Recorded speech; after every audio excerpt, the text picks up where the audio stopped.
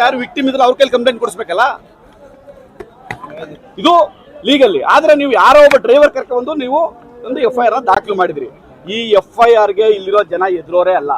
ಈಗ ಅವ್ರು ಏನ್ ಮಾತಾಡಿದ್ರು ಅಂದ್ರೆ, ನಾವು ಜೈಲ್ಗೆ ಹೋಗಿ ಸಿದ್ಧ ಇದೀವಿ ಸರ್, ನೀವ್ ಯಾಕೆ ಸರ್ ವಕಾಲತ್ ಹಾಕ್ತೀರಿ ಅಂದ್ರು.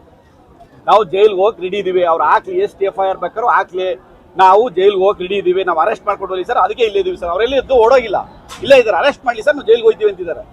ಆದ್ರೆ ಕಾನೂನು ಚೌಕಟ್ಟಿನಲ್ಲಿ, ಸಂವಿಧಾನದ ಅಡಿಯಲ್ಲಿ ನಾವೆಲ್ಲರೂ ಕೆಲಸ ಮಾಡ್ತಾರಿಂದ ಕಾನೂನಿಗೆ ಬೆಲೆ ಕೊಡಬೇಕು. ಹಾಗಾಗಿ ಆ ರೈತರಿಗೆ ನಾನೊಂದಷ್ಟು ಮನವರಿಕೆ ಮಾಡಿಕೊಟ್ಟಿದ್ದೀನಿ.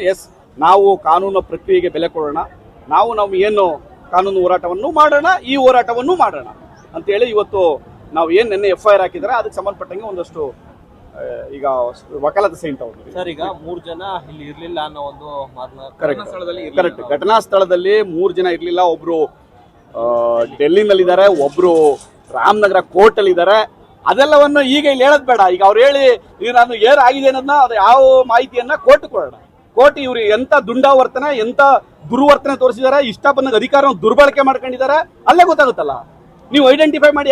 ಯಾಕಂದ್ರೆ ಅಂತ ಹೆಸರುಗಳನ್ನ ಹಾಕಿದಾರೆ ಅಂದ್ರೆ ಯಾರು ಮುಂದಾಳತ್ವವನ್ನು ವಹಿಸಿದ್ರು, ಯಾರು ಜವಾಬ್ದಾರಿಯನ್ನು ತೆಗೆದುಕೊಂಡಿದ್ರು, ಅವ್ರ ಮೇಲೆ FIR ಹಾಕ್ಬಿಟ್ರೆ ಅವ್ರ ಮುಂದಕ್ಕೆ ಬರಲ್ಲ ಅನ್ನೋ ಕಾರಣಕ್ಕೋಸ್ಕರ ನೀವು ಐಡೆಂಟಿಫೈ ಮಾಡಿದ್ದೀರಾ. ಇದನ್ನ ಒಪ್ಪುತ್ತಾ ಕೋರ್ಟು?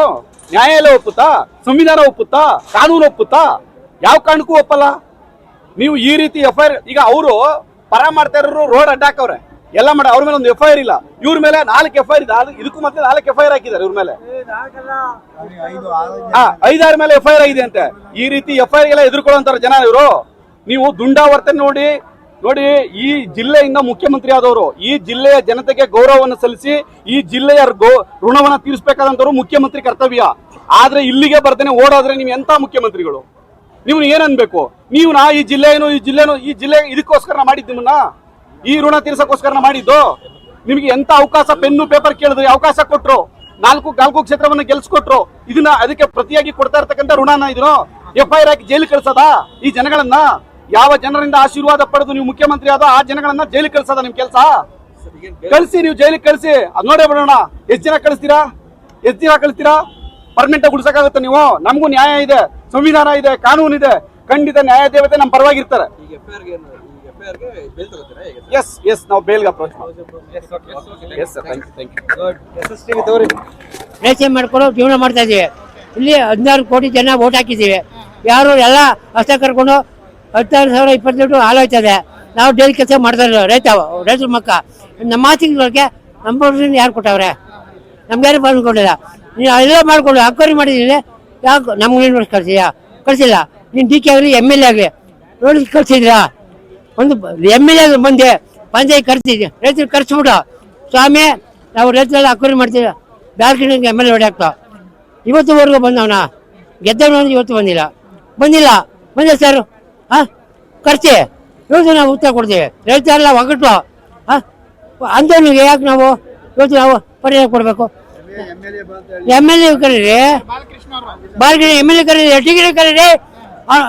ಇದೆ ನಮ್ಗೆ 2 ಕೋಟಿಗೆ 1 ಎಕರೆಗೆ 2 ಕೋಟಿ ಅನ್ನಲ್ಲ, ನಾವೇ ಕೊಡ್ತೀವಿ. ರೈತರು ಅವ್ನು ಜಮೀನು ತಗೊಂಡಿರ್ತು, ಊರು ಕೊಡ್ತೀವಿ. ಇನ್ನು ಅರ್ಧ ಕೋಟಿ ಎಷ್ಟೇ ಕೊಡ್ತೀವಿ, ತಗೊಳ್ಳಿ, ಬರ್ಕೊಳಕ್ಕೆ. ಇದು ಚಾಲೆಂಜ್ ರೈತರು ಒಗ್ಗಟ್ಟಿದ್ರೆ. ಬರ್ರಿ, ಆಗ್ತೀವಿ ಬಿಡ್ರಿ.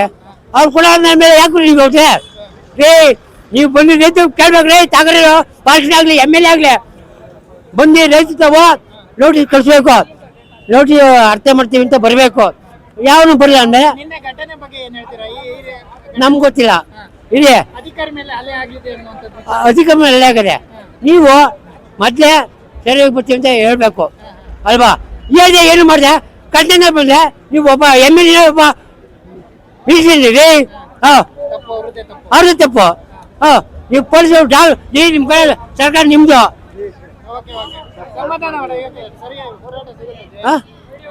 ಇಷ್ಟು ಹೋಗವ್ರೆ, ವಿಡಿಯೋ ಮಾಡವ್ರೆ, ಹೊಡೆದವ್ರೆ, ನಿಲ್ಸು ಘಾಟಿ ಮಾಡವ್ರೆ, ಅವ್ರಿಗೂ ಎಳ್ದವ್ರೆ. ಅವ್ರು ನಿಲ್ಸು ಯಾರು ಕೊಡ್ತಾರೆ? ಟೀ ಕೊಡ್ತಾನ? ಅಂಥವ್ರು ಮೀಸಾದ್ರೆ ಬೆಳಗ್ಗೆ ಕರೆಸ್ತೀವಿ ಸರ್ಕಲ್ಗೆ. ಇಡೀ